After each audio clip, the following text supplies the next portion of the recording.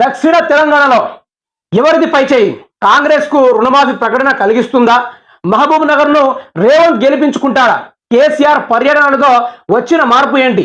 BRS party విజయానికి బాటలు వేసిందా? నాగర్ కర్నూల్లో ఆర్ఎస్పీ మేజిక్ చేస్తారా? బీజేపీ పొజిషన్ ఏంటి? రైతుల మహిళలు ఎటువైపు చూస్తున్నారు? News line Telugu Telangana special report.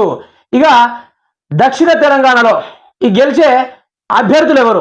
BJP తరఫున కానీ, కాంగ్రెస్ తరఫున కానీ, బీఆర్ఎస్ తరఫున కానీ గెలిచేది మెయిన్గా ప్రచారంగా వాళ్ళ యొక్క ప్రచారంతో ఎవరు గెలుపు పొందుతారు అనేది న్యూస్ లైన్ తెలుగు అయితే గ్రౌండ్ రిపోర్ట్ చేయడం జరిగింది. అదేవిధంగా ఒకసారి చూసుకునే ప్రయత్నం చేసుకుంటే కాంగ్రెస్ రుణమాఫీ ప్రకటన కలిగిస్తుందా?